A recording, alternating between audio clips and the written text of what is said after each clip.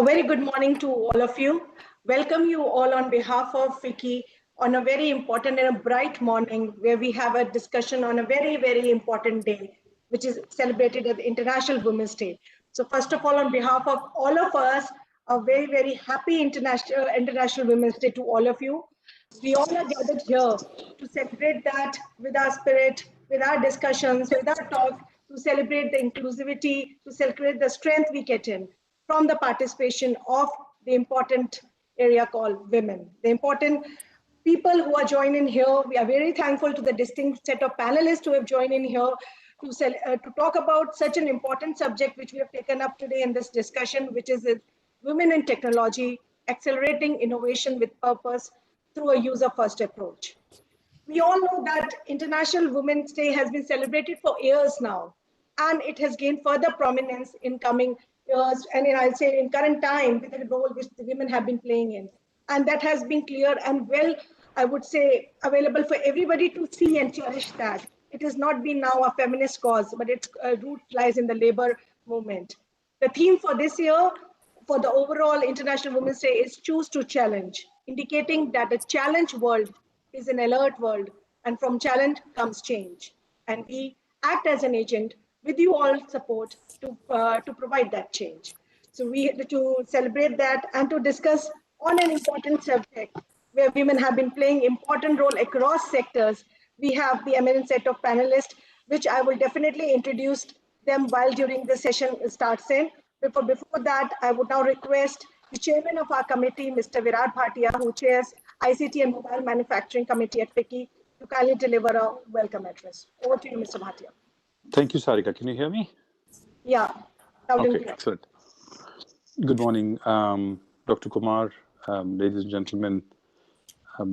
Welcome to the FICCI Tech Thought Leadership Session on Women in Tech, themed Accelerating Innovation for the Purpose through a first user approach. The idea behind today's session is to understand how women are influencing the tech industry to make solutions that are sustainable for everyone and how we can take it forward.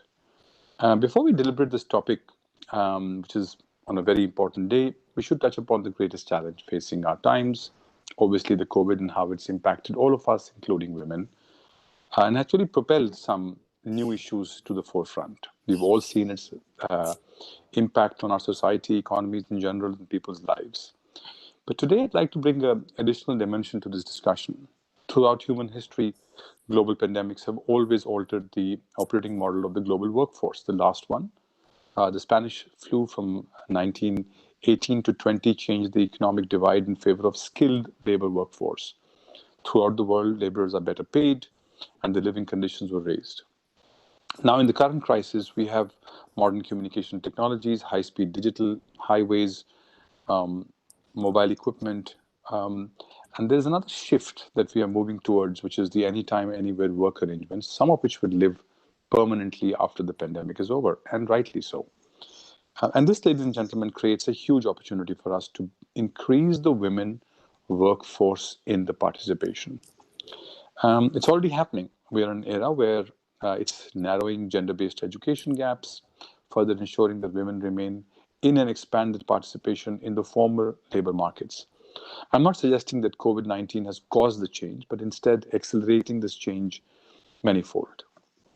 The use of technology and work from home provides women even more facilities to compete with and participate in the economy than ever before. Any excuses that women can't be equal participants or paid differently is virtually disappearing. So let's not try that. It's not going to work anymore. They're there and they're available just as men are, and they're able to multitask much better than us, and we all know that. Whether we accept it or not, far, far better multitaskers than men can ever dream of. I can certainly speak for myself. In this new normal, women are playing a significant role in providing the economy with the capacity to rebound with a stronger, more equitable and sustainable growth. Both advanced and developing countries stand to gain when women participate in the labor force at the same rate as men do. We don't compete with companies anymore. We compete with countries. And if other countries have their women at work and we don't, we have a serious problem. Nothing can make up for that. Not government resources, not better education for men, not better offices, nothing. We have to get women in the workforce. So even if it's an enlightened self-interest for men, let's get women into the workforce. There's no excuse left. Nothing can be bigger than your own self-interest. So let's look at this very, very critically. Even without the full parity, countries can grow the GDP of the world around 15 trillion US dollars. With women's economic empowerment, productivity, and economic diversification, it will be higher still. That's good news for everyone, including women. From India's perspective, women are already joining hands in the nation's growth story by not just taking part, but leading in several sectors. Sectors like health, education, technology, banking, communications, advertising, and human resources are already being revolutionized women. In fact, they're leveraging technology to the fullest potential. I would argue that they're equal to women, in my personal experience, better than women in many of these functions. We've also seen women are leading their efforts now in the defense sector of India, especially the Air Force. Women have been inducted as fighter pilots. They've flown sorties into combat zones and are being inducted as sailors. Presently, women are inducted into the Indian Army through Short Service Commission and non-technical entries. This induction is governed by the Special Army Instruction, and in recent years, the strength of women in the Indian Defense Forces has improved manyfold. This is just the beginning. However, a lot more needs to be done. What the government can do, what the industry needs to do, what the society needs to do, how the academia can contribute is something we can deliberate today carefully and in great detail. We have a fantastic panel and some outstanding speakers. My personal thanks to Dr. Chaturvedi for putting this event together and leading this initiative on behalf of FICCI. My colleague Sarika, who's also helped support this event. I'd like to thank Ms. Upadhyay, Ms. Gokhale, Ms. Rangachari, and Ms. Nipai. I just want to get that right, for agreeing. It's Nepanai, sorry, for agreeing to participate in today's event. Like men, all of us are going to stand on the sidelines and help make sure this event is a success. It's the rightful thing to do. My personal thanks to the Defense Secretary, Dr. Ajay Kumar, for taking the time to address us on this very important day. In my many years of working in the tech sector, I've not met a bigger advocate for giving women not only parity, but their rightful place in every sphere, not just technology, than Dr. Kumar. And I have worked with him very closely since 2012. So that's a long time to be able to tell about how a person thinks about women and their participation. He's always, always pushing them ahead of the limits, always putting them right where they need to be. With this, I'm going to stop and request my colleagues to take over and invite the next speaker, including the very enlightened and fantastic panel that we have to discuss the subject today. I'll be here for a while. Unfortunately, I have to leave a little early because of a visit with Secretary Meity, but I'll stay on and listen to the deliberations as carefully as I can. Thank you for having me. Thank you. Thank you, Mr. Bhatia, for such a, I would say, encouraging welcome address. And we would say, like, we take it you as part of the people who really, really support women to come in front, like you mentioned for Dr. Kumar. So we are happy that we are organizing this panel with people like you who have been always there to support us. And we work together. We take it as not in sidelines, but we take you as part of us so that we take the whole journey together. So with these words, we've heard Mr. Bhatia talking about the women playing a role in the defense sector, and what Dr. Kumar has been obviously doing it is really fantastic. So without wasting further time, I would now request our chief guest, Dr. Ajay Kumar, Secretary, Ministry of Defense, Government of India, to kindly deliver his inaugural address. Over to you, Dr. Kumar.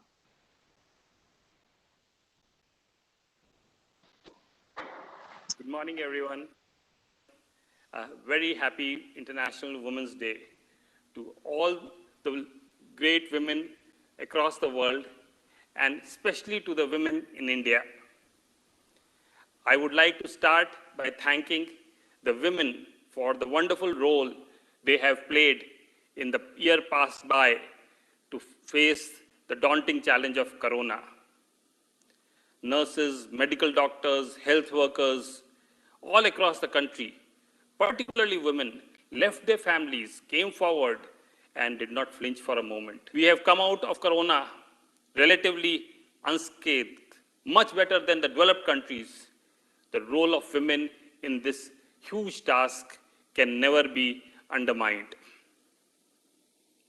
Now, today the seminar we are discussing is Women in Tech.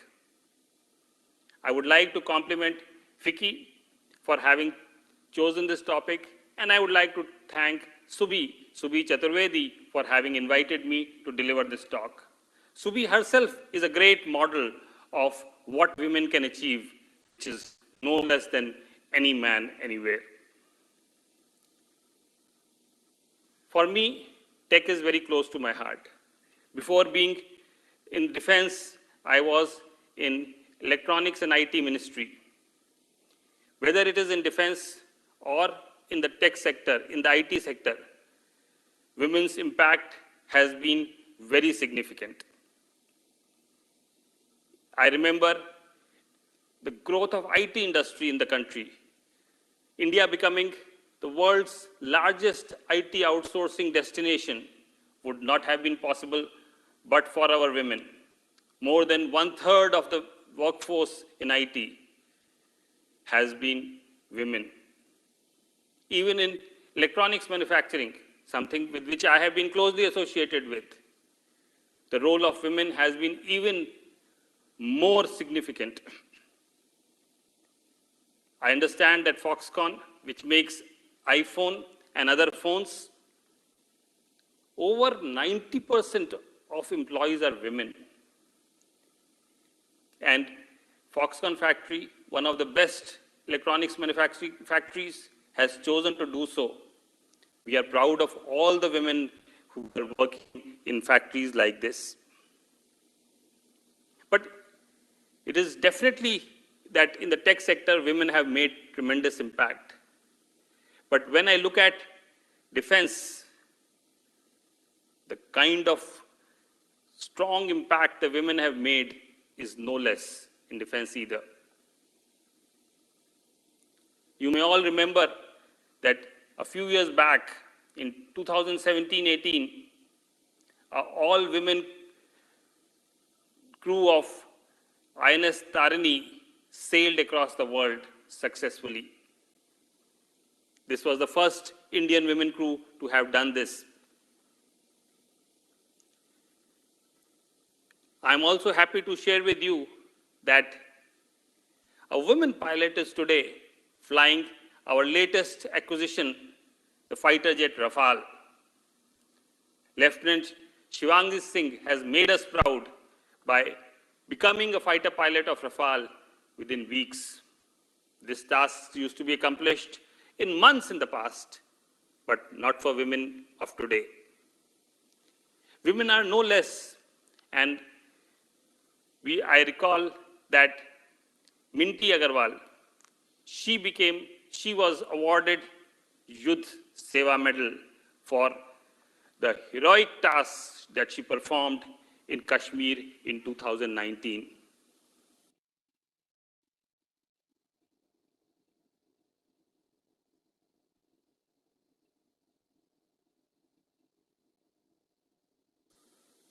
But you will all be absolutely amazed and awestruck if you were to know that the Sarang aerobatic team of the Indian Air Force, one of the best aerobatic teams, and the kind of aerobatics they do, for those who have seen and for those who have not seen, they really make your heart come into your mouth. Sarang team has one women pilot flying this. I just mentioned these as few examples of what women have achieved is by no means anything less or different from what the men counterpart has achieved. When it comes to flying, I think the women in India have made us proud. Today, in the civil aviation sector, we have more women pilots than any country in the world. Nearly 12 to 13% of the total pilot force in India is made up of women. And compare this with a country like UK, which has about 4% or thereabout. We are 3 times higher. Does it not speak volumes of what women in India can do? Government is totally conscious of the important role that women are going to occupy in the coming years. We, therefore, in the armed forces, women are treated as equal to the men. And there is increasing tendency in this regard. Though gone are the days when women in armed forces were only doing things like nursing and medical duties. Today, armed forces are opening their doors for all their verticals. In Indian Navy and Indian Air Force, women are occupying positions, all the positions in these organizations. Indian Army has recently opened permanent commission of women in 8 new streams. And in coming years, we will see this trend going forward. To create the new generation armed forces women leaders, government has decided to open Sainik schools to girls also. Till recent years, Sainik schools were only meant for boys. And I'm happy to say that from this year, academic year, all Sainik schools across the country will be admitting girls through competition. 50% of NCC cadets are girls, and they have also made us very proud. Friends, I think the future is bright for women in armed forces. And this is also because the way things are changing. As armed forces are embracing more and more technology, and the dominance and influence women have had on technology is going to bring more women into armed forces and into more important roles. Today we have a women officer who is at the level of Lieutenant General in the Armed Forces Medical Services. We would be seeing more of this in other streams also. As technology becomes more and more integral to the way modern warfare is going to take place, the women are going to become more and more important. Also, not only within the armed forces, as armed forces require more and more technology, we will have more women who are part of Startup India, Digital India, who can contribute. When I'm talking of Startup India, I would specifically like to recall that how new startups are making a difference to the armed forces. And several of them are women-led startups. One of such startups from IIT Delhi has recently developed a 100-megapixel camera, which was till now imported. And the cost of such camera is nearly 10% of what the import cost was. Another women-led startup in IIT Madras has developed technology which will enable potable water for Indian Navy ships using saline seawater and waste oil of the engine. These technologies, this will substitute the imported water filtration plant and also reduce the burden of having to carry waste oil after it has been used by Indian Navy ships, therefore enabling them to carry additional payload. These are just examples of what wonderful work that women are doing in all spheres, and particularly in tech, it enables them to provide great amount of value addition to what we need, whether it is within the armed forces or what we need in the country. The women have always contributed value in the household, but today we are seeing women are creating even greater value when they come out of the house. They are creating value through technology, they are creating value through forces. There is no word which could describe the kind of contribution they are making. We can only admire them and take this opportunity to thank them for their contribution. Once again, on this International Women's Day, I would like to thank all the wonderful women who have been contributing to the area of technology in the country. Thank you. Jai Hind. Thank you. Thank you, Dr. Kumar. Thank you. It was really overwhelming to hear such an address. You really talked about women across their names which came forward, and we are really thankful that even defense sector is taking women so as an integral part, as mentioned by you. It's really, really, I would say, I was really touched by the names you were talking about. And I would just say that it's just not the names which just make their names on papers and which come up in front. There are many women who are there and their names are not even counted. So the real spirit of Women's Day lies in when we celebrate all women, not only the names which coming forward. So this is for everybody who's there. When we talk about stats, Mr. Bhatia even mentioned that overall, when we talk about if the women start participating, the overall global GDP can rise by 15 trillion USD. That's the number we are talking about, even without the full economic, I would say, full parity. Because women get in productivity. We've been asked, and we've talked about the multitasking thing which we have. I'm sure all of us are aware, multitasking comes at a price. It's a price which women pay from their own, I mean, it affects the person's own health, but that is the spirit which women have, and that is what they are known as, and that is what we are able to do. So yes, the multitasking, productivity, that is something with the participation women comes in for. So now I would have another speaker whom we've always been hearing to you, sir. It's been always been nice to look into you, to listen to you talk about innovation. And we know that the innovation of tomorrow should be inclusive, sustainable, and ensure gender parity. And this will provide women equal opportunities to lead in all the sectors. And now on Women's Day, we welcome you all to join us on this important occasion which FICCI is celebrating with all. To have your special address on the subject on women in tech, accelerating innovation.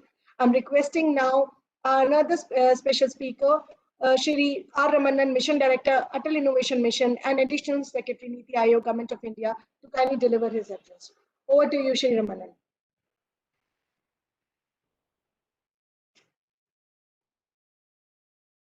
Hi, my name is Ramanan, and I'm the Mission Director of Atal Innovation Mission. It is indeed a pleasure and privilege for me to be able to greet you all on International Women's Day. Indeed, the theme of International Women's Day is Women in Leadership. Women being an equal partner in decision-making in all walks of life, be it cultural, economic, social, or political. This has become even more relevant in a COVID-19, post-COVID-19 world, where technology is changing the very landscape of the world, and digital transformations are enabling an equal level playing ground for all men and women to be able to realize their highest creative potential, their aspirations and ambitions, and be able to occupy the highest levels of leadership in any sphere that they choose to.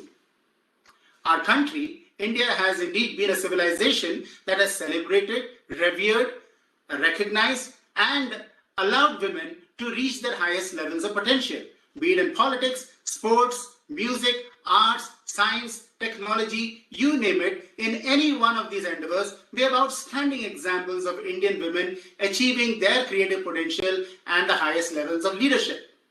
We have so many outstanding women inspiring our generation, not only the women but also the men.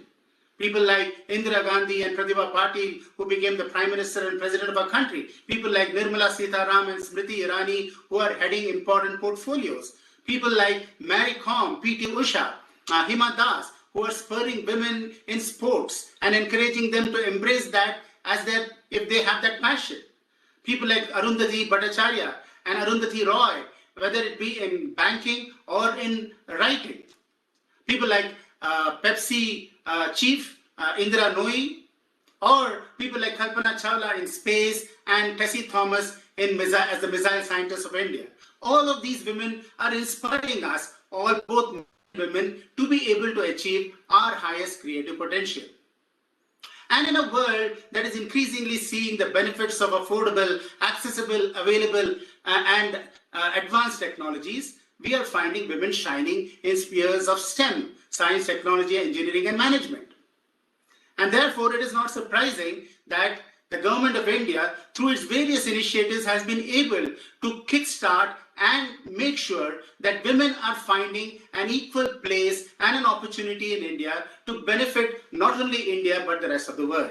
That is why the government of India has launched many initiatives. And the Atal Innovation Mission, of which I am a part of and I've had the honor of being a member of right from its inception, this mission has embarked on a series of initiatives to ensure that the women and the girl child are not only having the benefits of education, but also that of enablement and empowerment.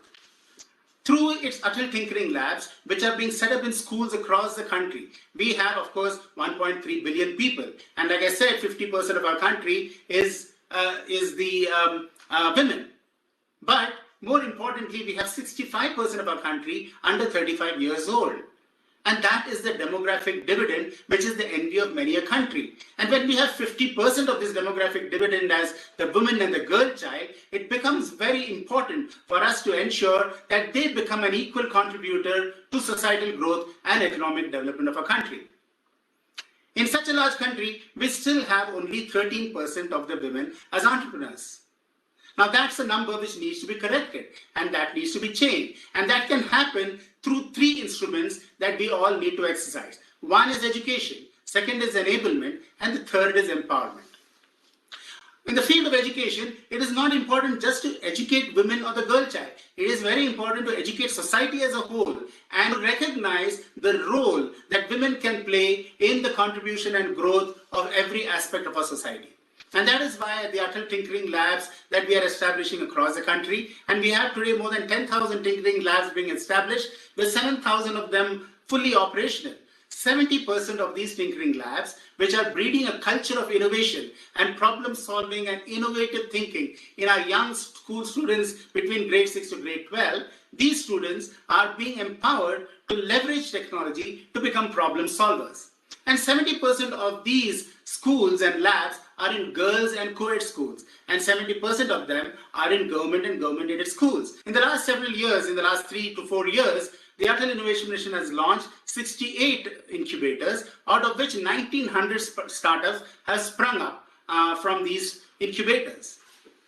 But what is more important is 575 of them are women-led startups. Now that is an amazing number, and it's more than 30 to 33% of the number of startups that have emerged just in the last few years. And I think this number is going to rapidly increase, giving women an equal opportunity to become job creators of the future in India. At the same time, we need to provide several platforms for enabling women in the rural parts of our country, in tier 2, tier 3 cities, to also participate in the job creation, economic development, and societal progress of our country. And towards this end, several hundreds of Atal Community Innovation Centers are being planned so that we are able to bring the benefits of innovation and spur local job creation in the rural parts of our country, leveraging women entrepreneurs. There are many examples of women-led incubators like the AIC in Banastali, or ALEAP in Hyderabad, Telangana, or the ALC, Access Livelihood Consulting, who are creating women livelihood entrepreneurs. Now that is leveraging technology like robotics or IoT and sensory technologies in the fields of precision agriculture, in healthcare, in biotech, in education, and so on. So the opportunities for women are tremendous when we provide enabling platforms like these to be able to exercise their creative ability and their penchant for creating livelihood entrepreneurship units. And finally, we also need to empower them through regulatory policies, both in the corporate sector as well as national policies. How do we ensure that we incentivize women to be able to join into the innovation bandwagon and into the economic progress? That is possible when corporates as well as legal laws and societies are able to enable that. You see, in an organization like TCS today, which is one of the leading IT consulting and services organizations of the world, we have more than 34% of the workforce as women. And that is an amazing number. And in the Tata Group, there is an emphasis on ensuring that we can create at least 50% of the workforce as women. Now, these are the various opportunities that are the education, enabling, and the empowering opportunities that needs to be created and needs to be encouraged in order to make women an equal decision partner in all walks of life that we talked about, be it social, economic, cultural, or political. And I'm sure the International Women's Day will mark the beginning of a new revolution in women's role in not only Indian history, but in world history and in the world civilization. Thank you so much. Thank you, Mr. Ramanan. It was really nice to listen from you the role of the greater 50% from our population in the economic, political, cultural, and everywhere, and also the various schemes that the government has been talking about, where women has been a main focus and been actually included now. We heard earlier about how the women has become an integral part of the defense, how they have been playing role at the various leadership position in defense, in fact, various areas where we were not even thought for women earlier. So we heard earlier on defense, and now we have heard on the innovation. So what more can we have on a special day when we have the two important areas of the country being talked about and women being really cherished for their work during these areas? With this, now we come to the panel discussion. So we have today an eminent set of panelists who have joined from the various areas, starting from technology, innovation, media, healthcare, and legal services sector. I'm very thankful to all the panelists who have taken out time, and we really look forward to listen to you, to talk to you, to actually see what you feel should be real theme and actually the spirit of the Real Women's Day. There is a subject which, of course, the moderator will take it forward.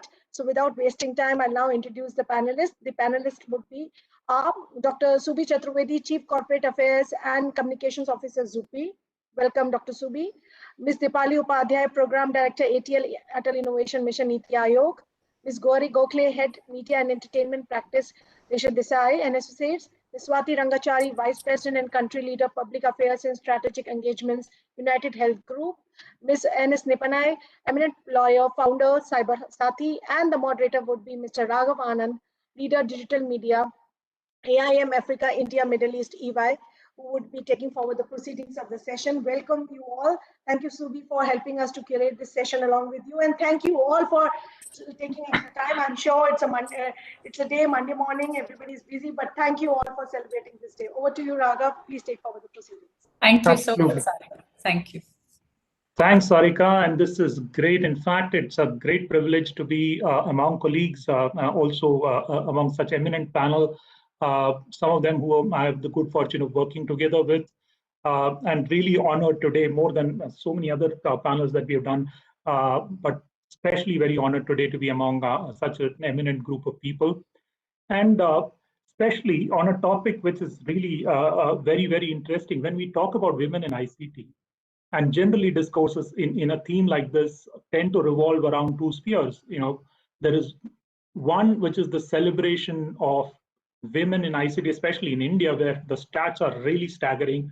47% plus, people, women choosing ICT, which is more than US, UK, and all the other emerging economies like Brazil and so on and so forth. 49% of them going on doing a post-graduation, entering the work stream, and so on and so forth. Again, a phenomenal number, perhaps the leading number in the world beyond many other countries. There is so much to celebrate. And on the other hand, there is so much to improve and contribute more towards, because after all that good things that happens, 50% of women drop out before they enter the middle leadership. There is hardly about 9% of board seats and hardly 1% representation in the CEO club. But both these are discourses which happen, but today is going to be very different. And that's why I'm excited to be part of this panel, because today is not going to be about either of these discourses, but it is going to be about this important topic of the impact and the real on-ground impact that women are having in business. And in doing so, the important topic of how they are accelerating innovation, but doing so with a deep sense of purpose, not only towards themselves, but towards the larger society and the global world at large. And doing all of that with their unique ability to understand what the user wants and to be focused on what's the customer experience that we need to deliver. And all of that resulting in very, very tangible impact in business growth. And that's what we are here to celebrate today. And I'm really glad that we have a really a power-packed panel, as I said, from people from public and corporate affairs, from the legal side, from cyberspace, and also from the strategists who have been advising many of clients on this one. So without further ado, I would like to jump right in and probably start out by throwing out a few questions and bringing you guys into the entire panel. To start with, Subi, again, really great to meet up. Dr. Subi Chaturvedi, who's been for the past couple of decades, heading different roles, has been in organizations which have seen tremendous growth of users and has been at the helm of interfacing with the government, corporate affairs. Thank you very much for making this, and I'm really glad that you're here. I want to start out with you. Today, the narrative is not just about inclusion, right? The narrative is about impact. And when we talk about impact, especially you've been at the helm of companies which have seen user growths up to 200 million, 250 million, and you're currently also looking at verticals like gaming and beyond.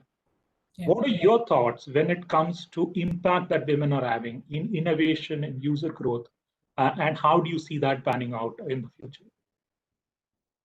Raghav, thank you so much. Absolutely that this is such a special day for me because one, I am amongst friends, I'm amongst women and a few great men who I've deeply admired and respected. First, like Sarika, I'm truly overwhelmed. Dr. Ajay Kumar, the Defense Secretary of the country, not only made time for us to be on the panel, he spoke to us and he spoke to us at a very deep level where not only are we looking at celebrating the contributions, we are looking at creating enabling ecosystems for women to truly lead. Virat, again, thank you so much for making time for us. And just this amazing set of women who are here with us in the room, it just makes everything so much more worthwhile. Raghav, thank you for starting with me. It is so important that we take a step back and we look at recognizing the women who came before us, the women who've broken the glass ceiling literally. And, somehow you asked me about businesses for scale and impact.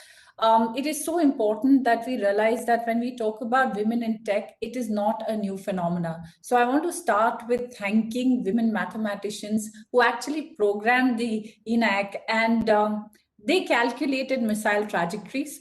I want to recognize that as early as 1940s, you had Grace Hopper at the Harvard Computation Lab, where she was part of the team that developed the UNIVAC computer.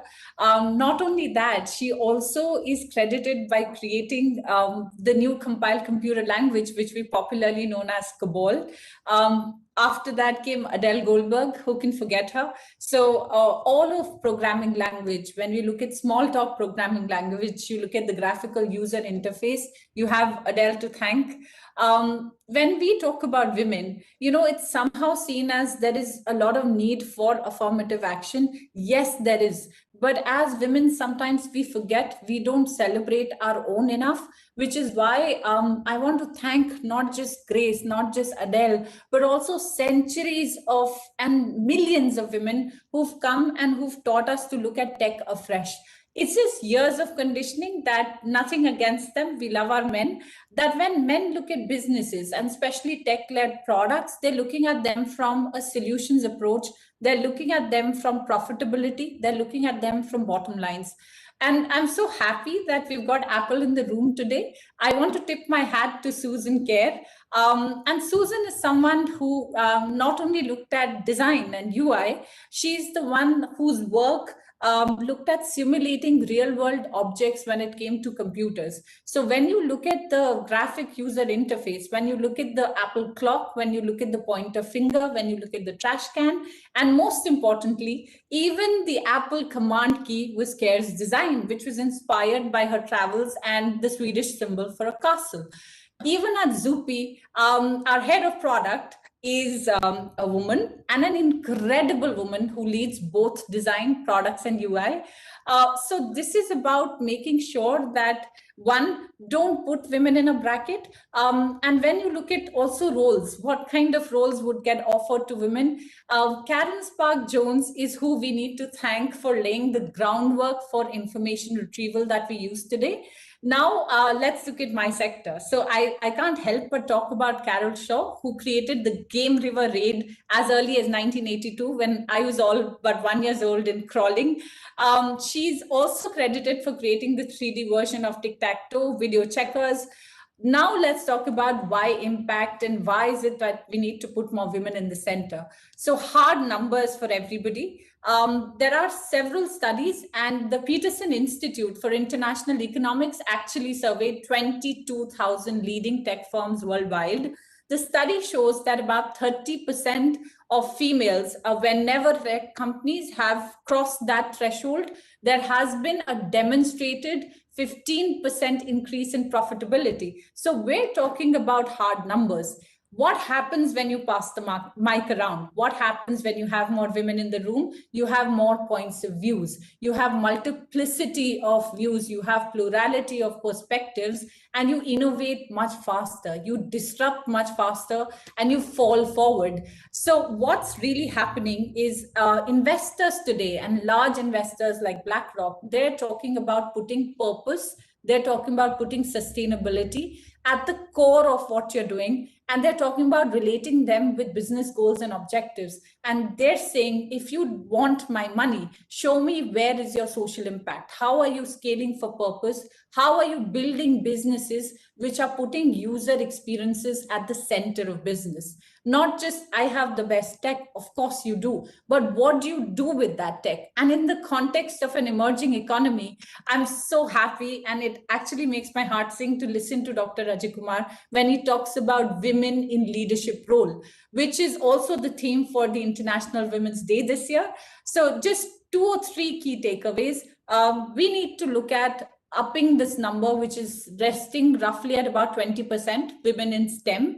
We need to make sure that if there are 50% women in the world, we can do better. We can do better as companies. We can do better as organizations. We need to pass the mic around. And if we could just look at gamification of learning, we could look at gamification of education, make learning fun, make sure that that phone in your hand is doing far more than just delivering services, but also becoming relevant for users in our country. And if we look at initiatives like Code for Girls, if we look at positive role models, and we have to, Raghav, keep knocking at the door till we make access. We have to be more tenacious. We have to be more persistent. The gender pay gap is not something that's going to go away, but we have to start asking for more. And I'm very happy that Sarika is in the room today. We are soon to look at announcing a fantastic new committee of women in tech and leadership. And as industry, you have my word, you have my commitment. There's academia in the room. You've got Nipanai, you've got Gauri, who's looking at working with us, solving for problems. And above all, you've got Dipali in the room, who comes from the Niti Aayog and is creating wonderful tinkering labs. So with so much collective energy, I don't think we can go wrong. And I couldn't have asked for a better time to do this. So thank you for starting with me, and thank you for listening and joining in. I hope to engage more and learn from this session. Thank you. Absolutely, Sudhi, and thanks a lot. And I mean, as a session chair, and really happy to hear that there is going to be an entire committee focusing on women in ICT, and that's a fabulous way of taking this forward. And also, you shared some very important things. One, the different perspective and lens by which women approach this entire business challenge of innovation and also user growth. And you also spoke about the impact. Whether 15% up in profitable, real tangible numbers. And in doing so, you also spoke about how it's good for the business. And it is not just a social agenda, but real tangible agenda for the business to sort of be looking at it. Thank you. As a session chair, you've sort of set the tone and really led us here. This is very good. And this is probably a very good note to bring the others in. And probably, if it's okay, I would want to start with you, Swati. I think you've been at the helm of affairs. You've been vice president, country leader for public affairs, strategy engagements, United Health Group. You've been for decades, in leadership positions in telecom, aerospace, financial services, and so on and so forth, and have been consulting clients across. And I do know that you've been particularly really in the forefront in unlocking value on broadband, ICT, and so on and so forth. Now, broadband and ICT has done a lot for inclusion, has done a lot to women, but women have done a lot for broadband and ICT as well, as we heard in the case of pandemic, aerospace, and everything else. Now, it's about a good time to probably ask you, now when we talk about the sense of purpose and how everything we do, investors are looking for purpose. And when women are contributing to that purpose for the larger social good, global good, and especially in unlocking value in broadband, ICT, and so on and so forth, how do you see the contribution panning out, and what is the kind of real impact that it is creating in this world? So thanks so much, Raghav and Subhi. Absolutely excellent, very inspiring, speech and messages that you put out.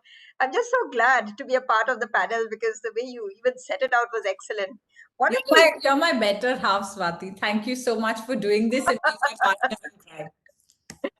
So, Dr. Ajay Kumar as Secretary of Defense and having a very beautiful combination and a background of technology, defense, which is considered to be a very, very, masculine profession in principle, has so beautifully recognized the importance of women bringing in change and women leading from the front.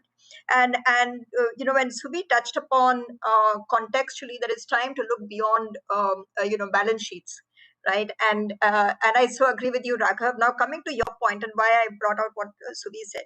See, if you look at what a woman stands for, and it really comes from the challenges that women have faced, and that's, I think, our biggest strength, if you ask me. See, the challenges we have faced is that women in principle have not really got that safety net. They've got to work harder, work smarter to be able to establish themselves. And I think that has been our biggest advantage, as women, and why that's important to now what you are saying. Women, if you take technology mindset and the giving the fitness to the consumer, so to say, a technology mindset, a mindset should really to with to be very comfortable.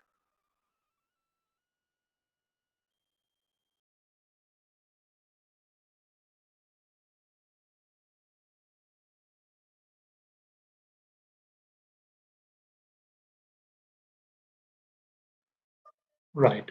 I think there are some things on the broadband side, but while Swati comes back, I think it's about also a good time. Swati was making really important points on how You can hear me just yeah, I can hear you now. Please go ahead, Swati. Right, thank you. So I just wanted to say that there is a lot of commonality between a technology mindset and a mindset of a woman in principle. A technology mindset and building strong companies require a very high sense of creativity, a natural sense of responsibility, the emotional quotient and the compassion that we need to lead towards a purpose. At the same time, ensure the financials are well endowed, may it be in the form of profitability or may it be in the form of bottom line. Women do that because that's what they are meant to do from the environment that they come from. In addition, there are a couple of other things that the current work environment, requires, that due to which women become very good leaders, and that is the sense of perseverance, the never say die, the importance of multitasking because the world is moving much faster. So women leaders with this combination of wanting to achieve results, but also with compassion, a sense of purpose, and never allowing the company's bottom line to go awry, right? So this is what makes women leader to be far more powerful and far more holistic in their approach. Now the sense of purpose, right? Any company today cannot live from quarter to quarter. They've got to be able to build institutions and not just drive, a business in principle. Women come from that sense of responsibility because there's a very deep sense of responsibility towards family and towards people around. It finally comes down to relationships, and it finally comes down to the kind of experience our customers should have, and women can actually bring that in very well. I'm not here to really talk about that women only can do that, but I feel every man has a woman in him and every woman has a man in them. And in principle, I think the basic attributes that women represent can actually get embodied right across. And that's what businesses in principle should be all about: responsible business leadership. I'd like to just add one aspect, Raghav, before I stop, and that is, women, I think, have gone through a journey, like Subi has said. They've been brilliant leaders in the past, and they have been, tough situations. But I think now the time has come when women, more than need quotas, need good exposure, need good platforms. So if every company takes that sense of ownership to increase exposure for women, to increase platforms for women, and set a mindset like you mentioned about women in board, right? So if women directors are born today through training and through responsibility and through the right platforms, the world is going to be in a better place, right? So that's what I want to leave you with, and thank you so much. It's really brilliant to be here. Absolutely, Swati. Thanks for that. I think this is really exciting. In just a couple of discourses, we've heard some very, very important points. Swati, you mentioned about the commonalities, and that's really important. The commonalities between the way women looks at the entire aspects of innovation and how tech and the mindset that is needed for tech. I think that's a very important thing. The other thing you spoke about is now today, purpose is in the center of what any company does. It's not just profitability. You have to be making a social impact. And that's exactly where women are tuned to contribute. And so it's just a natural fit from that point of view. And thanks for bringing that out. And this is really great. And thanks for those thoughts. We will come back. But that brings us to a really other important topic, which is innovation. And that's the other part where we heard Dr. Ajay Kumar talk about it. In fact, Mr. Virat Bhatia alluded to that in terms of the impact, about 15 trillion plus that can be created. In India, there is about $55 billion more that can be created through women coming into the workforce at the leadership levels and also contributing to innovation, which is where none other than I would like to welcome Dr. Deepali Upadhyay, and really been somebody who's been the program director for Atal Innovation Mission.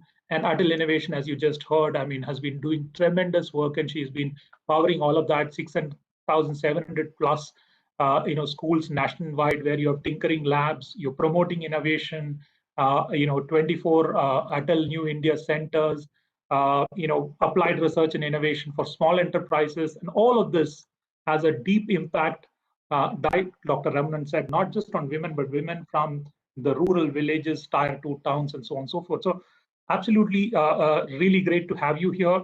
And be really important to hear your thoughts on how women are contributing to innovation. Innovation is contributing to women in ICT from that point of view.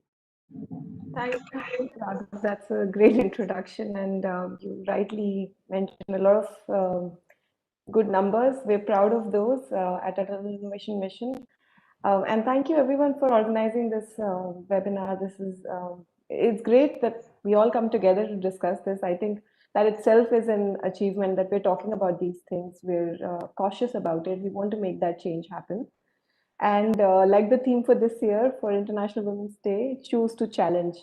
And with that, I want to add that this is the whole idea with Atal Innovation Mission, an initiative by NITI Aayog, Government of India, to promote that spirit of innovation and entrepreneurship across the length and breadth of country, and more specifically in those areas where access has not been so easy in the past. So rural areas, aspirational districts, those have been the focus. Girl child, and starting young. So with Atal Tinkering Labs, which we now 7,000 plus operational ATLs in the country. The whole idea was, how do we spur innovation at a very young age? And that is where the whole mindset change or shift happens. And you should start young. So with that intention in mind, this whole mission and agenda took place. And it's been over 4 years now, since 2016, with its journey of actually more than 90% of the ATL labs being in girls and co-ed schools. We've seen a great change happen. We speak with a lot of teachers, educationists, mentors who are supporting this initiative, and industry partners who are actually helping and partnering with us in driving this initiative. We also have special programs where we're just promoting top girl teams in terms of innovations. And there have been such amazing, great innovations that have come out of it, which makes us so proud to think about that these are actually our leaders. These are our future CEOs or board members that we're talking about who will go into the industry. These are our future leaders of the country. These are our future entrepreneurs, with that intention.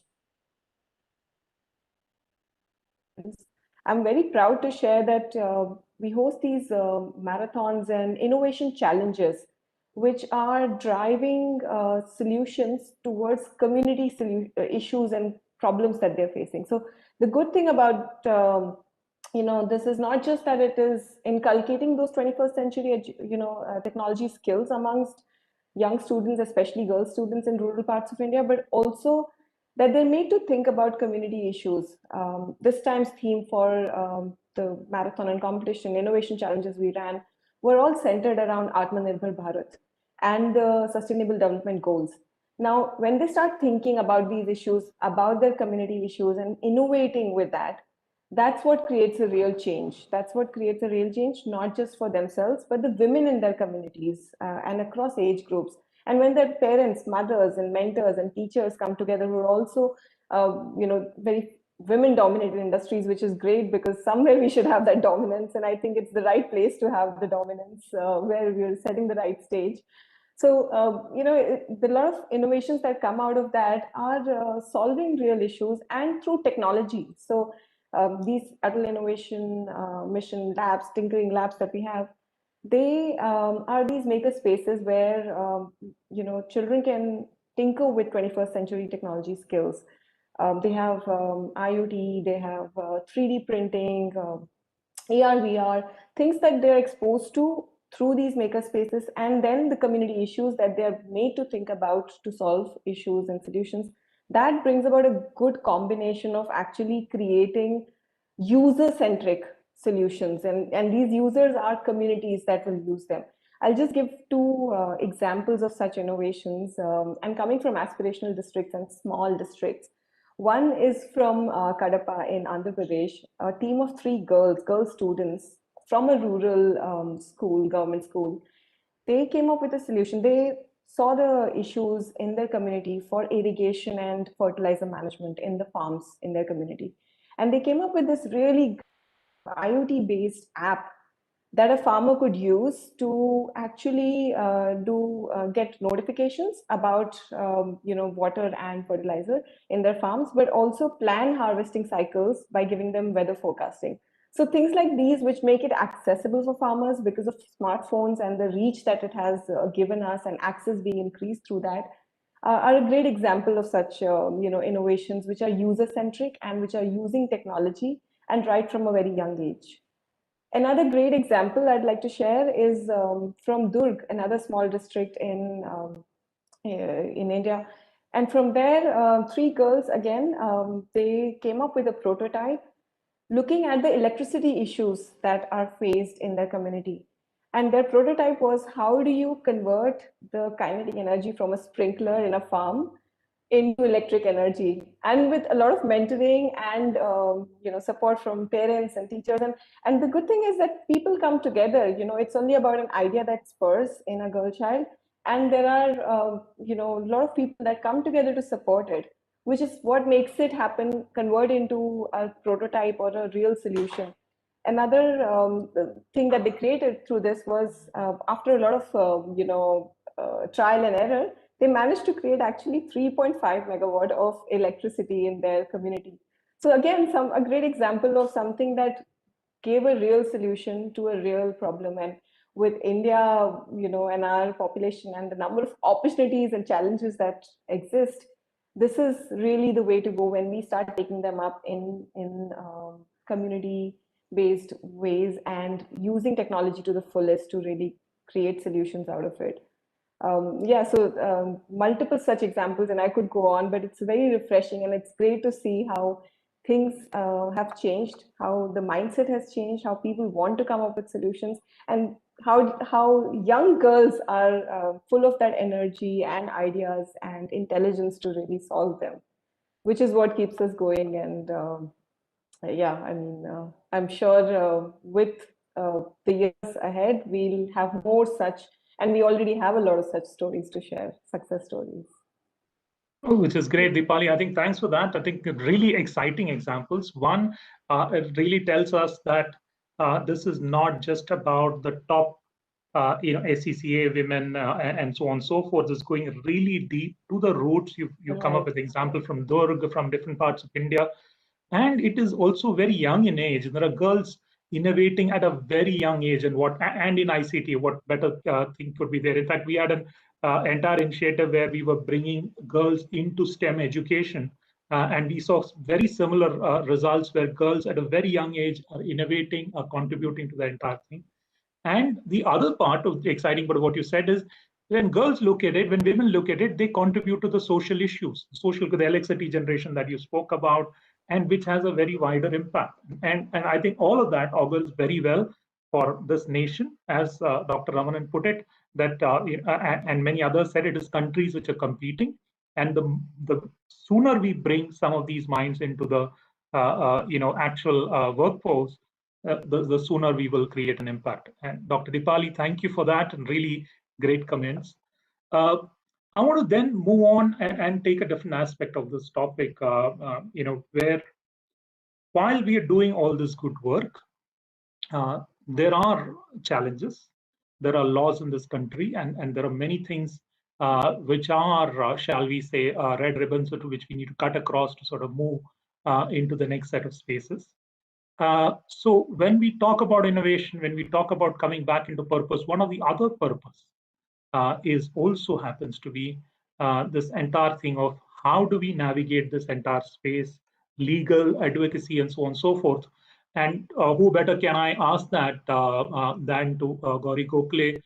You're head of media entertainment practice at Nishit Desai Associates. You've been a practicing lawyer more than 20 years and really answered some of the complex questions, right, in IP, whether it be in laws around technology, media, and gaming. And we all know there is a lot going out there, especially in gaming in these parts of time.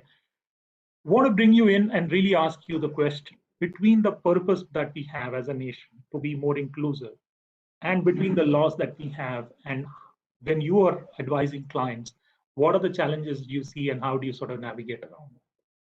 Sure. So before I answer that question, a couple of quick points, if you don't mind. Sure, we please. spoke about women in tech, and my mother, I had the privilege that late 70s, she actually was designing the first, probably one of the first indigenously made television sets. And I used to sit next to her when she used to design, even make the sets and all that, right? So I think I can just relate to all of whatever you have said in terms of, contribution. The second thing I want to sort of make a quick comment is, I see that we should move to a world where we don't need to get into these discussions, what women have done well and not, etc. Right? Because it has to be a given, that all of us will equally participate in the growth of the, whether it is at a political level, whether it is at, economic level or tech level or otherwise. So I want to see a world where we don't need to sort of identify a women's contribution and all that. And I think the other quick point is that we should equally celebrate men who have supported women. I think there has to be panel discussions as to how men have also, taken extra step to the things that they were probably traditionally not doing. So maybe that kind of a discussion also needs to start where, that balance has to be arrived, in the system, because we have, worked in a situation where there has been a lot of imbalance, and, just celebrating women without ignoring men also may not, play well in the system. Now, coming to the point that you mentioned, I think the way I look at this, and I think Swati mentioned about EQ, I think that is where over a period of time, when you say purpose, when you say, how the laws are moving, for example, a lot of effort will be spent in not just the, letter of the law, but what is the right thing to do, what is ethically right, right? So often I tell my clients that, okay, this is what the law says, but if you hold your hand on your heart, whether you believe it is the right thing to do, right? So ultimately, that instinct of what is the right thing to do is going to be extremely important, because the technology is moving so fast. The laws will always fall short. You assume they will fall short, right? In that context, what is the right thing to do is the question that each of us needs to answer. And that goes right from the schooling, I think some of you mentioned how the girls are being coached and all of that. So I think that is where I think I see the sort of overall development. When we talk about whether it is a policy level, legal level development, that is where we are likely to land. And in that context, I feel that the EQ, and if at all there is one distinction one has to make, whether biological instinct or otherwise, between men and women, that women somehow, I find, probably because I think Swati also mentioned a sense of responsibility, maybe that maternal instinct or whatever, EQ, right? That is the other piece. I can probably see there have been some studies where probably women naturally have better EQ, and lot of product design, I feel, in the tech space on the one hand, and even the legal solutions, a lot of EQ is going to play play an important role. And that is where I see women contributing substantially. And the other thing is the problem solving capacity. I think some of you may have seen that video, how men's brain works and how women's brain works. And I think that person says, women's mind goes zig, zig, zig, zig, something like that. He explains. So that connecting the dots constantly, because mind is not at rest. When you say multitasking, the mind is not at rest unless you find a solution that keeps bothering you, right? I think that sense somewhere, I have seen probably probably more in terms of I don't know, because of multitasking or otherwise, women probably have that better instinct. So I think considering all of this, I feel that at a policy level, at the legal level, legal development level, I think women can contribute a lot, especially in the context of new age laws that are required for the new age tech world that we are looking at. So I think I know we are running out of time, so I'll just stop here and see if there are any other questions later on. But thank you, and very, very interesting panel, and we'll happy to take the questions later. Thanks, Gauri. I think again, it's wonderful. Everybody is bringing in different perspectives. You spoke about your mother. We all need inspirations, right? And when you have inspiration at a young age, then you aspire and try to be like that. And that's why I'm really happy to have this panel, because most of these panels are an inspiration to most. We have a lot of people on YouTube, many of the places who are watching this, and I'm sure a lot of them are going to get inspired by some of what you guys have achieved. And this is really great. The other part you spoke about, the letter of law versus the spirit of law, and how we really need to look at the spirit of law and encourage this entire process. And then you spoke about EQ, and that's really special. And that, when it comes to the fore, it can really change the playing field. Thank you for that, Gauri, and really insightful. At that note, I'm going to also probably bring in another lawyer, very senior one, Napinai. Thank you for being with us, and you've been one of the forces really changing the cyberspace, right? You eminent lawyer, founder of CyberSathi. You've been since 1991 focusing on policy work, really looking at social responsibilities and looking at criminal IPR laws, and really defining the way society looks at it. And again, really happy that you're here and joining us. I want to ask you about another important thing, which is, while there are more women in ICT, but when you talk about engendering the cyberspace in itself, and that's a space where we are all working towards making it more safer, making it more inclusive, and making it a better place where everybody can contribute. We all understand the economy is moving from ICT to digital to cyber and beyond. How do you see this entire gamut playing out in the cyberspace, and especially the contribution of women in that entire paradigm? Thank you for having me here. Just going to jump right in with 4 stories today. Sure. Right? And before we start with the question that you posed to me, Raghav, let me just explain what I perceive as the role of women. Okay? There is this, every time we speak about women empowerment, equality for women, gender equality, etc., there is this assumption that we are talking something about 50% of the workforce, 50% of a particular sector, 50% of life itself. And that's the 50% construct that I want to bust today with the 4 stories I would like to share, right? Because it's really absurd. Till now, when women didn't get their fair share in life, did you all talk about it as, oh, let's just ensure that men get 50% in life? You didn't. It was not like the 50% was left blank because somebody assumed women are not capable of filling it in. So let's just deal with 50%. So why are we talking 50% here?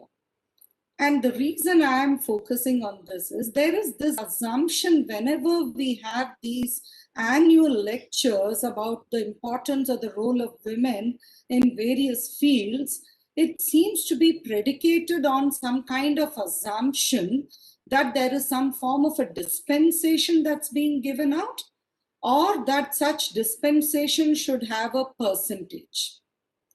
I have, as you very briefly and thankfully briefly so mentioned in your introduction, I started practice as a lawyer, and that's my primary identity. I started practice as a lawyer in criminal law. Okay? And when I started in 91, now 30 years and nearly 31st year running, in fact, when I started in criminal law, naturally eyebrows rose. Naturally, these comments came up about, oh, women in criminal law. And I'm talking hardcore criminal law. 30 years back, you didn't have cyber, but IPR was a sunrise sector and I was right there ahead of the curve. So the best thing that's happened to me is I've always been ahead of the curve in terms of a particular field. And as Subi rightly said, I was also one of those women who thought the invisibility cloak was a very positive thing, unfortunately. So, I'm going to leave it to you all to hear my TEDx talk on why it's not such a great thing. But yes, so I was there ahead of the curve on IPR, but my core identity was of a criminal lawyer. And I can tell you, there have been many who have told me that, ma'am, we have all these thoughts running in our head about women, criminal law. In fact, recently someone had the temerity to tell me that they thought, what is this lady going to talk about? Here is a woman in a sari-clad woman, and speaking on a blockchain conference. What is she going to be able to speak about? And then he actually thought he was giving me a compliment by telling me, but ma'am, we realize I'm on the technology side and I realize you know a lot more about technology. Forget about the technology law aspect. You spoke more lucidly on the technology than I could have possibly and all that. But the starting point is this assumption in the terms of how they see somebody, woman, sari-clad, traditional, conservative, therefore, how can you be in a sunrise sector? We need to start busting these kind of myths. And that's why for today, I took the 50% thing for the simple reason that every narrative seems to proceed on the assumption of roti kapda makan. Meaning that we are first talking about giving basics to women, right? Why are we talking about it as if we have to go sequentially? Then when are we going to do the catch-up game? And the reason I'm mentioning, and I love to start off with, I'm an eternal optimist. So I'm going to start off with one of my favorite stories.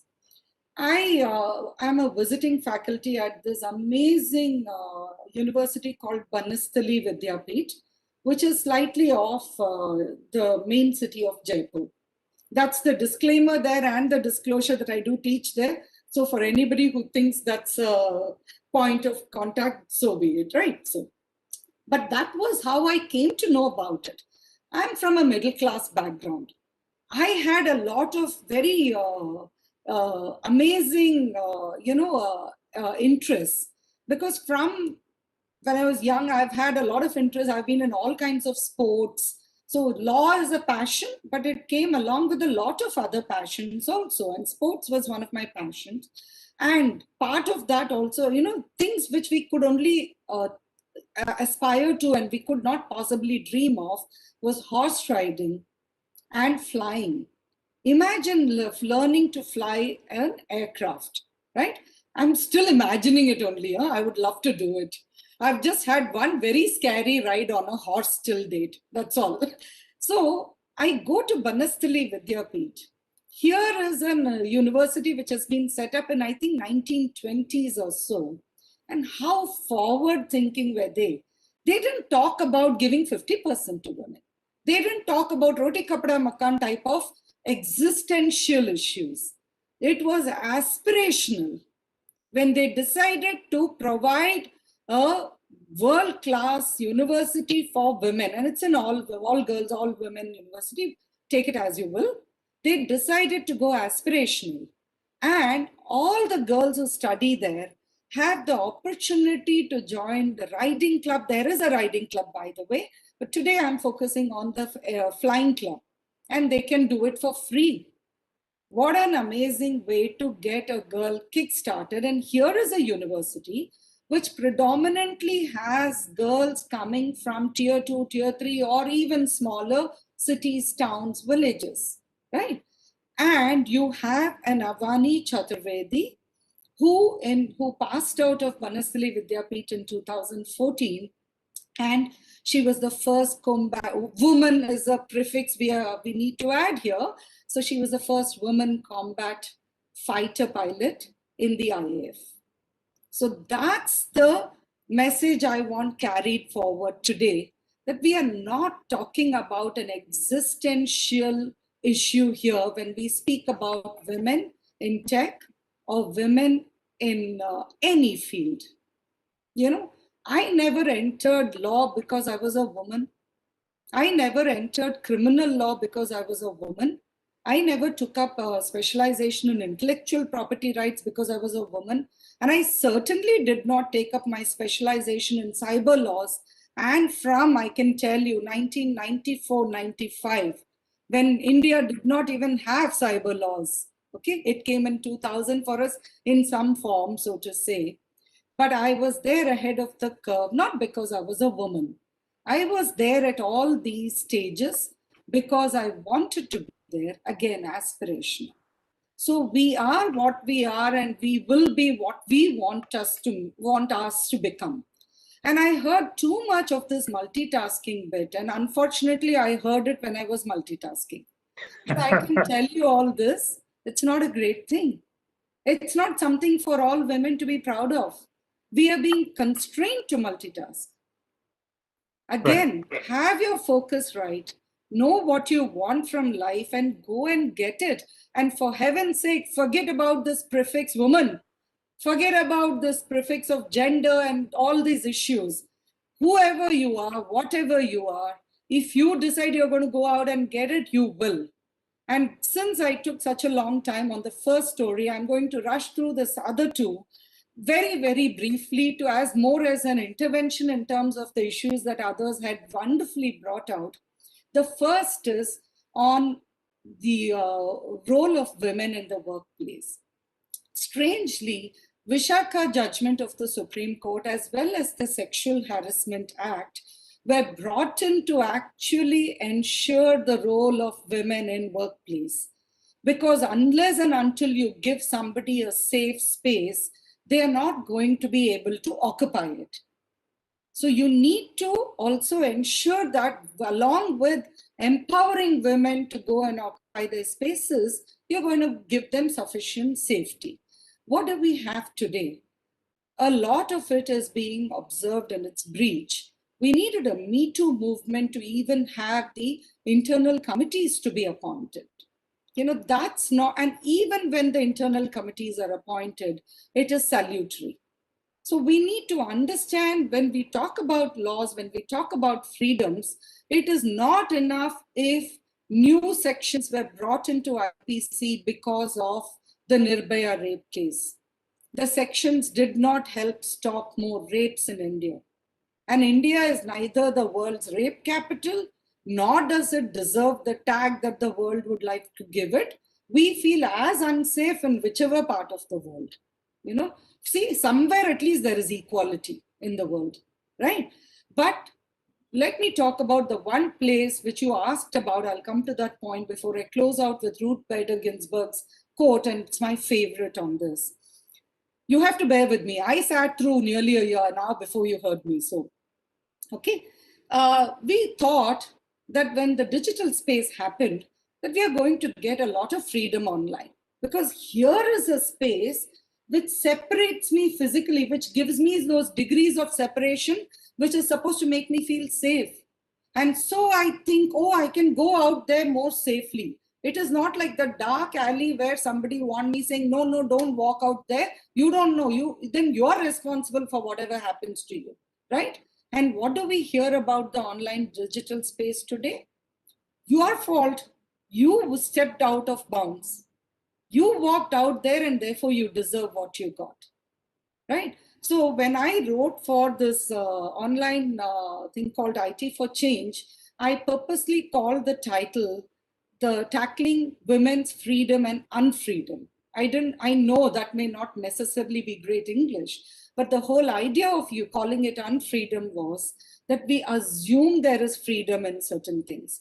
We assume that we have a right to be part of not just 50%, but the whole, right? But our assumptions are likely to remain merely that, unless and until we as a force also understand what our rights are. We as individuals understand that we are not asking for anything.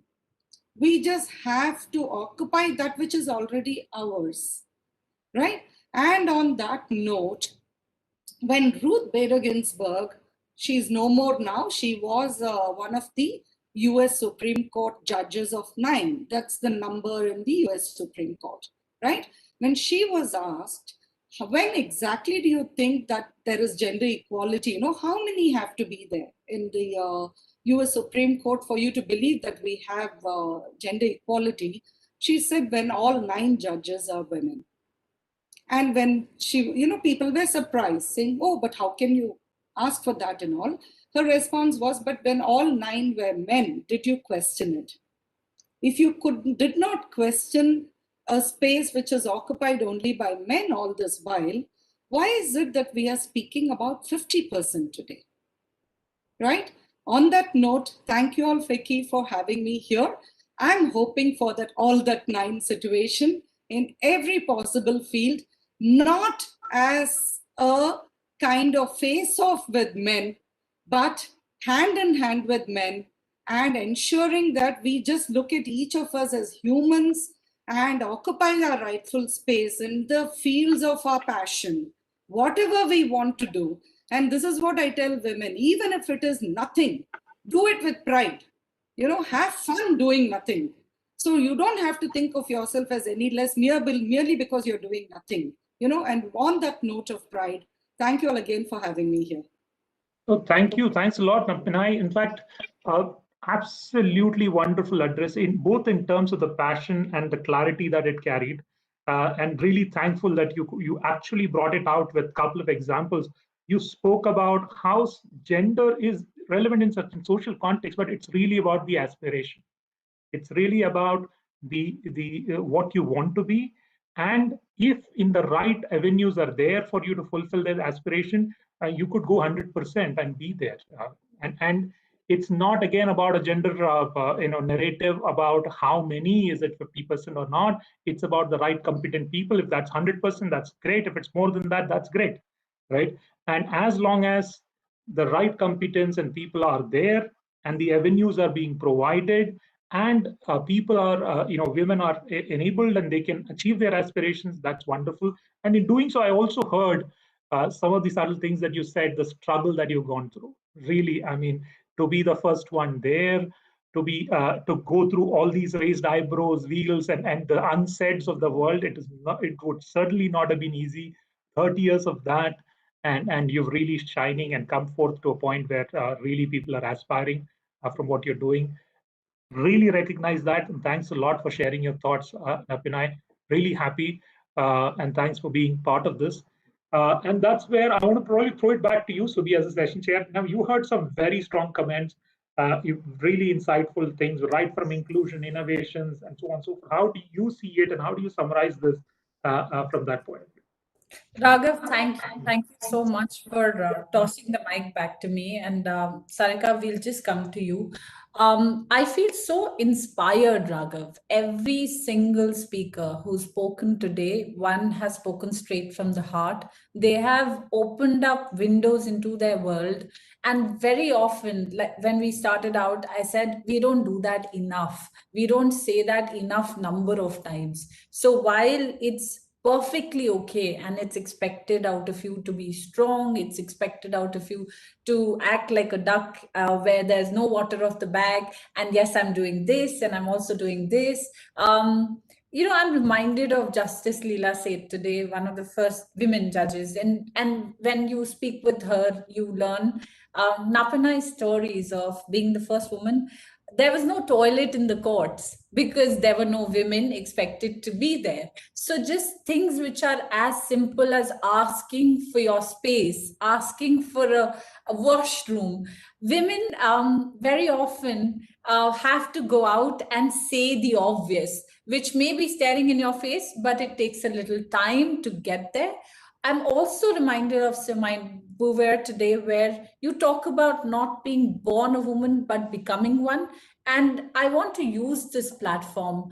You've heard some amazing voices today. I'm so happy that we've got men in the room who are strong, powerful, and yet not shy of passing the mic around and stepping back. You know, no ontological, no psychological, no physiological barrier or position can define a woman's place in society. You're only limited and you're only constrained by the limits that you set for yourself. Very early when I was teaching, I taught at LSR, and I'm so happy to hear the Banasthali story. I taught for 5.5 years journalism and communication, where some of the brightest minds came. And we had a women's development cell. So very often we were accused of overstating our own case. This was also the time when we were being told that this is, you know, you have to create safe spaces, but why do you need something like that? And this is where we come in and say that the need for affirmative action, the need for taking your space, whether it is at a conference, at a meeting, asking for the mic and making yourself heard is probably one of the first things that we can do. If that is one takeaway, we need to do that. You know, don't wait for people to give you the mic. Don't wait for people to call on you. Don't wait for that appraisal opportunity. And call people out. You've earned it. You've earned your rightful place. You deserve to be here. And I want to go back to something that Gauri said. I want to also weave in what Swati said. In the interest of the country, each time you have 10% increase in broadband penetration, you have access to devices, your GDP increases by 2.5% for an emerging country. It's just important that we allow and we create enabling spaces for women to participate. Something very important was also said today. You're not giving us anything. You're not in a position to give. It is ours to take. So that difference between a sense of entitlement or saying, okay, let's not have one more male speaking voice on the panel, we need to start challenging that. When you look at women, who's making the decision on devices, who has access to devices? So very often you see the young boy and the girl, because it's invested in the future, and the husband, they will have a laptop, and the woman in the house will have to struggle or share devices. Start by changing that. We as Indians have been innovative right from day one. There's a story that Dr. Ajay Kumar told me once, and it talks about frugal innovation. he said they were looking at, after the tsunami, protecting the fishermen. So they handed them GPS devices and they wanted them to come back safely to the shore. What these fishermen started doing, they took this GPS and they started marking places in the ocean where the catch of fish was the most. So we don't need to be taught as Indians what to do with tech. You just have to make sure that it's there in the hands of everybody. We will figure it out. There are 200 million women in the country who are first-time users and they're typing in Roman. They've never been to school. So that's what governments do. That is where they create enabling ecosystems. And I can't emphasize more on the safe spaces bit. We, as a young startup, would have never discovered that if you put women in charge, your games are better, your experiences are better. There's so much joy when you have women engineers leading these spaces. And this is really where we're at today. So I really want to thank you, Raghav, for being such a fantastic anchor. Sarika, you and your team have done such an incredible job. And my friends, fellow travelers, kindred spirits, Gauri, Napanai, Dipali, Mr. Ramanan, it's so happy to have all of you in the room. Thank you so very much for doing this. Over to you, Raghav. Thank you for being Absolutely. with us. Thanks a lot. And I really want to thank Vicky for organizing something so wonderful, where we heard not only the different voices, and I'm sure all of them listening in are more than inspired and convinced that the real impact which is happening in business is tangible. There is innovation happening and women are powering that. There is the entire sense of purpose, which is empowering companies and businesses. And like Napina said, it's not just a dispensation, it's an aspiration. That's for everybody to sort of step in and take that. And for just making that happen, Sarika, really a great one. And also Mr. Bhatia for enabling this and also enabling the Women in ICT committee. And so we and everybody else, best of luck for that. And on that note, thanks Gauri, thanks Dipali, Swati and Napinai for joining in. And I also really thank the audience, some really good questions, but you've been able to answer that as we went along. We've slightly gone ahead of time, but it has been an important topic and really happy. Look forward to more such. And back to you, Sarika, and really a great one for the FICCI team. Thank you, Raghav, for passing on battle to me now, and thank you all for such a enlightening discussion. I mean, I would say the scope and the coverage of the discussion was going from one side with Subi talking about how you take it, what is the impact, and should be a business decision. To Swati talking about the IQ and the commonality part, and of course Gauri talking about the legal angle, and of course sharing her own experience with her own mother. I mean, of course, what can be more better than this? And when you have an example, such a thing at your own place, and then that is something which really puts the right seed in a person as an I would say as a child. So with that, and of course Napani talking about that we don't need something to fight for, you should take it as equal, you just take it, provide the equal opportunity. We don't talk about greater 50, but you just make it an all equal so that we work together in the row. And then of course Raghav very well covering up the whole stuff, very well moderating the session. It was really nice to listen to you all. And of course I can't forget Dipali talking about, so I could see the various of the subject being covered. I mean, Mr. Bhatia talking about right now we are competing not with, we are not competing only with the countries. It's something we really need to really work on with that level. And then Subi talking about the business aspects, to Swati saying about IQ, and Dipali taking it to the rural parts of the country when we're talking about women and the innovation and how the role they are playing in across the innovation tinkering labs, and what the Atal Innovation Mission is targeting at, and how that, I would say, the strength women can get into the whole system. We've heard our bureaucratic leadership talking about the role women has been playing in various flagship events of, I would say, our government, be it the Digital India, Startup India, or any other mission we talk about, all across the sectors. So it was really, really igniting to listen to all of you on a special day, which we all celebrated Women's Day. Thank you all for making this special. I'm sure audience would have equally enjoyed it. I request the audience, if there's any feedback for you from your side, please feel free to write to us. We'll be happy to incorporate it in our next editions. And like we mentioned, there would be, this is just the start of the work in Women in Tech, and we would be taking up this initiative further with the support of all the men and the women who are present here. And of course, as Subi mentioned, we would be having a special, I would say, initiative under the ICT and Digital Economy Committee, ICT and the Mobile Manufacturing Committee, which we will take it forward during this year. So we look forward to your deeper involvement, participation. This is the start on 8th of March, and we look forward to work with you so that we come back to you next year with a couple of good achievements, which we all together can take it. I will not say only women can take it. We'll say we all together can take it under Women in Tech. So thank you all. Thank you all for joining in, and really a happy International Women's Day. Thank you. Bye-bye. Bye. Happy Women's Day, everyone. Thank you so much. Bye. Thank you all.